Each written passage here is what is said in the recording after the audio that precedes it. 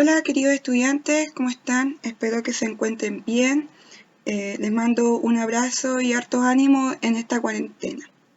Bueno, la clase de hoy tiene relación a un nuevo contenido. Vamos a ver en esta semana sobre lo que significa los libros, arte y naturaleza.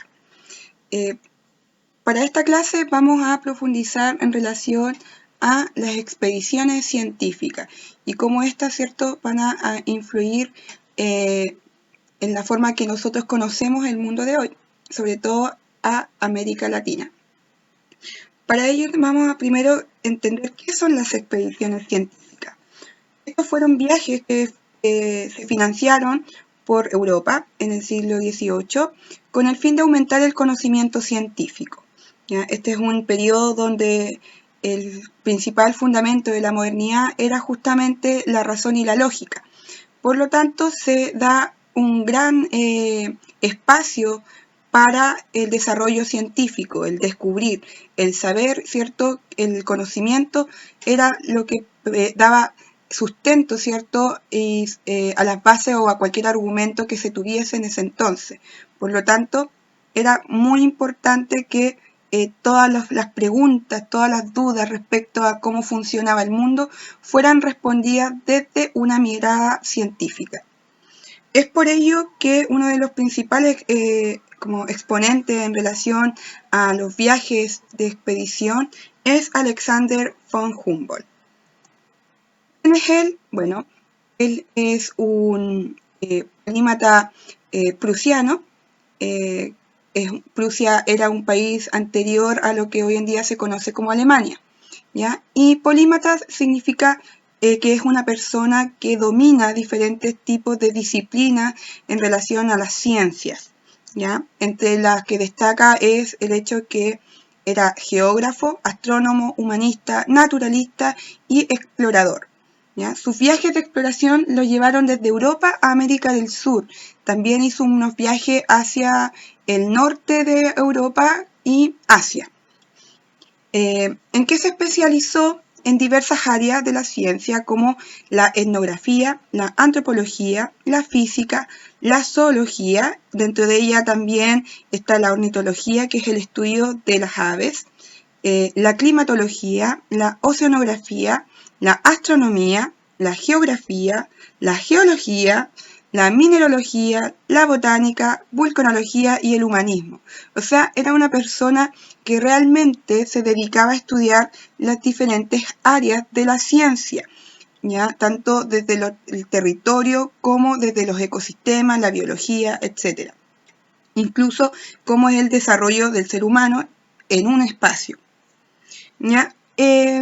Alexander von Humboldt es un aristócrata reconocido en Prusia. Sus padres son de la aristocracia. El papá es un parte del ejército del rey y la mamá también viene de una de las familias de la élite más reconocida. ¿Ya? Cuando sus padres fallecen es que él decide hacer estos viajes, ¿cierto?, hacia América del Sur con el fin de poder proporcionar nuevos datos respecto a este nuevo mundo que se estaba colonizando, ¿ya? Sus principales expediciones científicas fueron, él llegó desde las Islas Canarias a Venezuela, Cumaná y Caracas entre el 1799 y 1800. Hizo un recorrido en torno al territorio para descubrir cómo funcionaban los ecosistemas, cómo eran las nuevas especies que se iban a ir encontrando, y esto lo llevó, ¿cierto?, a recorrer hacia el nuevo reino de Granada, que hoy en día es considerado como los países de Venezuela, Ecuador, Colombia. Nueva Guinea también, que también se encuentra inserta en este espacio. Y todos estos recorridos los hace él a pie, ya con el fin de poder, ¿cierto?, estar como primera persona observando detalladamente este nuevo mundo salvaje que se enfrentaba y que era totalmente desconocido para esta Europa, ¿cierto?, civilizada, y que consideraba a este continente como la Nueva India, ¿ya?, por la cantidad de pueblos originarios indígenas que tenía, ¿cierto?, en todo, a lo largo de todo el continente. Entre estos viajes del nuevo reino de Granada también él hace un viaje a Cuba entre diciembre a marzo de 1801, donde él también va a descubrir esta nueva fauna, esta nueva flora en relación a lo que es una isla tropical.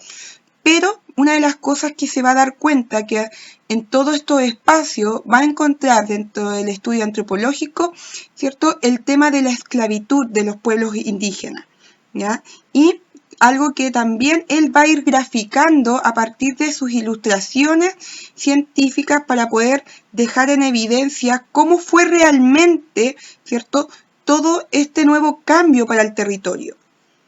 Después de Cuba, él se dirige en 1802 a Nueva Granada de Quito, Granada y Quito y Perú, ¿ya? Aquí se va a encontrar con un nuevo mundo también. Pensemos que acá están otros tipos de civilizaciones, se va a encontrar con los restos de la civilización inca, nuevas ruinas, nuevos sistemas, nuevas formas que también él va a percibir de cómo los mismos pueblos, ¿cierto?, se relacionan como con su territorio, con el espacio natural, cómo cuidaban, ¿cierto?, la fauna y la naturaleza, las adoraban y por qué. Él iba viendo, ¿cierto?, poco a poco cómo este mundo se abría ante sus ojos y cómo esto lo lograba a partir de la ilustración poder mostrárselo al resto de Europa. Finalmente viaja hacia la Nueva España, que es uno de los virreinatos de españoles que se encontraba hoy en día conocido como México, y que gran parte de esta Nueva España también pasó a ser de Estados Unidos en la independencia, ¿cierto?, que tuvo como país. Y finalmente, dentro de esta visita a la Nueva España, también es invitado a Estados Unidos para poder ser condecorado con honores por los aportes que él desarrollaba en temas del descubrimiento de América Latina, ¿cierto?, en torno a su flora, su fauna, su pueblo, sus territorios, sus volcanes, su clima, etc. Vamos a ver así a grandes rasgos un poco cómo fueron estas rutas. También nos vamos a dar cuenta las fechas en que hizo justamente estas embarcaciones. Nos vamos a encontrar con los lugares donde él permaneció, ¿cierto?, hospedándose para poder hacer estos recorridos. Pensemos que la mayoría de estos recorridos los hacía a pie, porque era la forma que él tenía más cercana de poder interiorizarse con este nuevo espacio, con este nuevo territorio. Y acá nos damos cuenta que él se embarca desde las Islas Canarias, hace un recorrido y dentro de este recorrido él no vuelve a los mismos territorios que, ¿cierto?, estuvo investigando, sino que siempre se va a estar abriendo a los nuevos espacios que este continente le ofrecía. Entonces también este mapa nos va a permitir también entender cómo se distribuía, ¿cierto?, esta zona geográfica, estos límites en esta época, en 1800, ¿cierto?, y que responde justamente a esta forma de expansión, ¿cierto?, colona, que hoy en día ya no existe como tal. Estados Unidos hoy en día abarca casi la totalidad de América del Norte. Nueva España, ¿cierto?, pertenece hoy en día a México, y vemos que Perú antiguamente era una zona mucho más extensa de lo que conocemos hoy en día.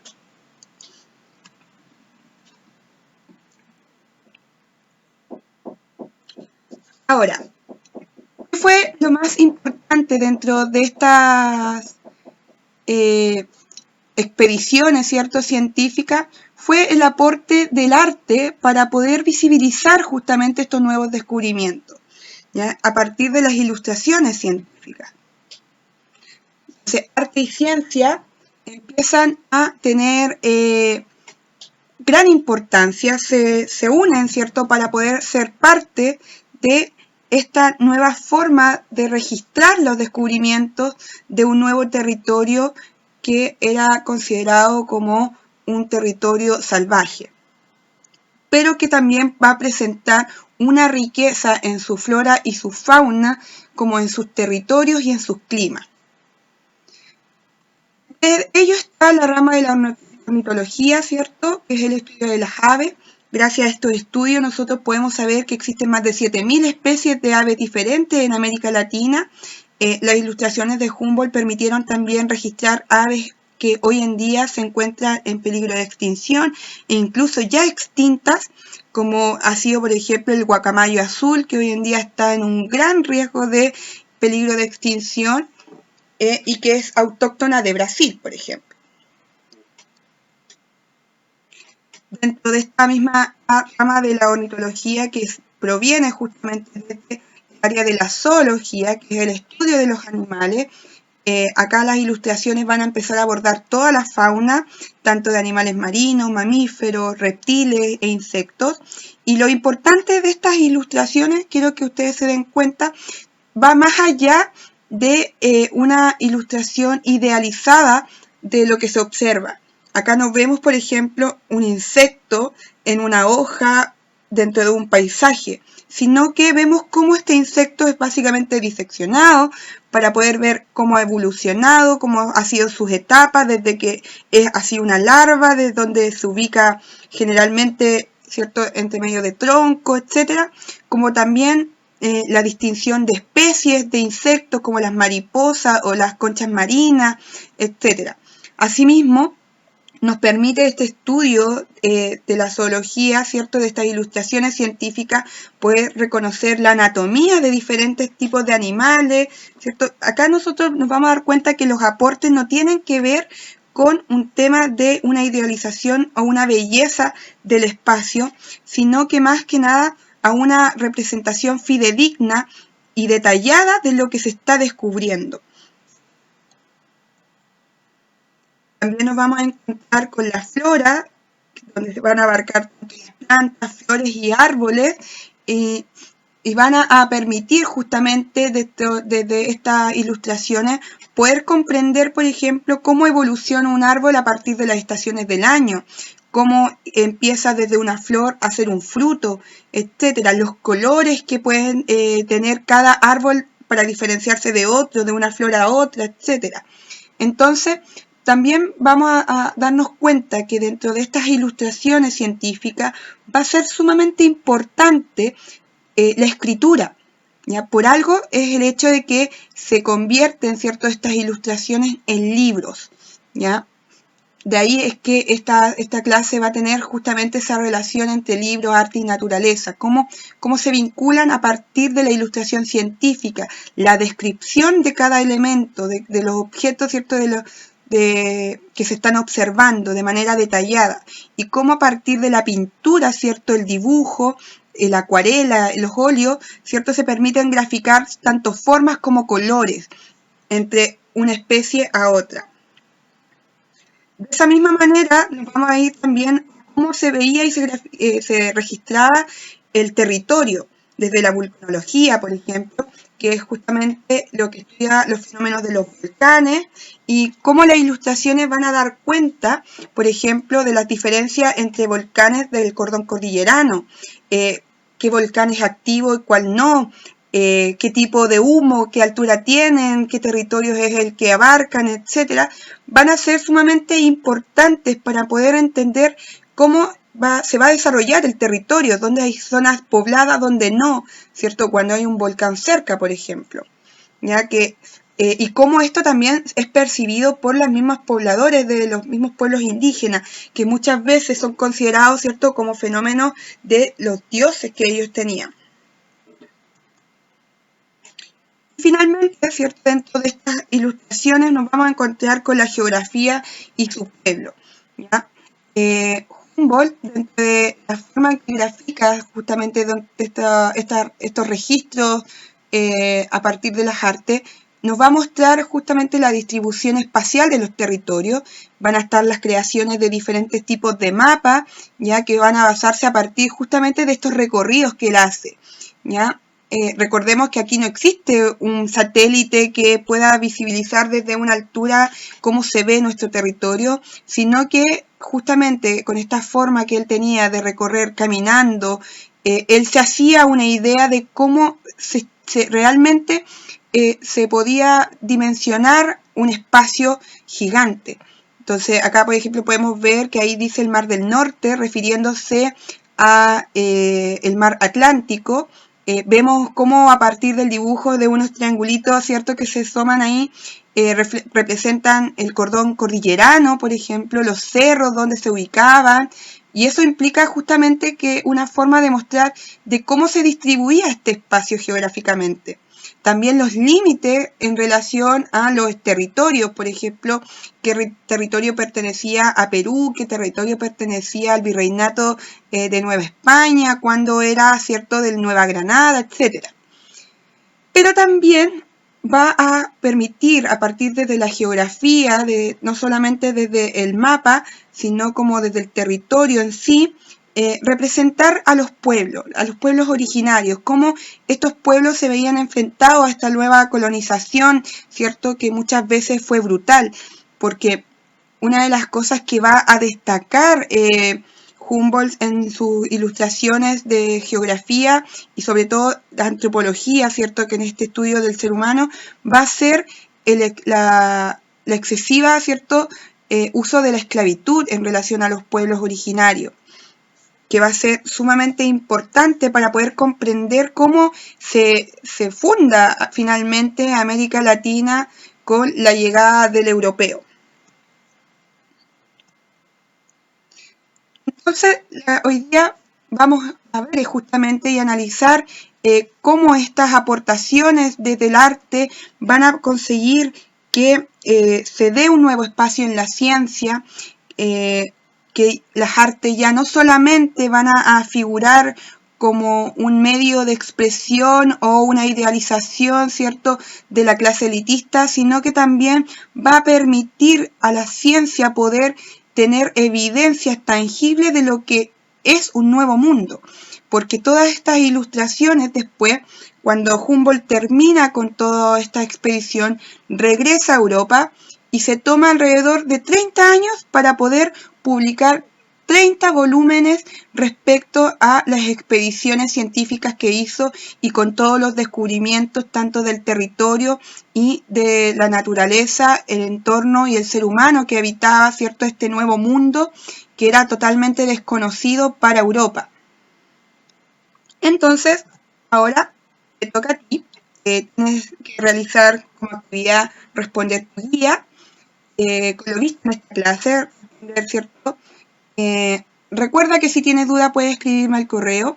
Lo importante en esta guía es que ustedes analicen y reflexionen respecto a cómo, ¿cierto?, se descubre un nuevo mundo y cómo a partir de las artes te permite, ¿cierto?, poder visibilizar esta nueva mirada y cómo también esta forma de registrar más allá de un dibujo idealizado, ¿cierto?, busca ser más fidedigno en relación a una aportación a la ciencia, al descubrir una nueva realidad, o de una forma de mirarla un poco más objetiva, ¿ya? Así que la próxima semana nos vamos a ir viendo justamente a partir de este tema, vamos a profundizar respecto a los libros de ilustraciones científicas, vamos a aprender algunas de las técnicas más utilizadas para poder desarrollar justamente las ilustraciones científicas y vamos a aprender a hacer nuestro propio libro, ¿cierto?, en relación a los libros botánicos. Así que nos vemos en la próxima clase. Adiós.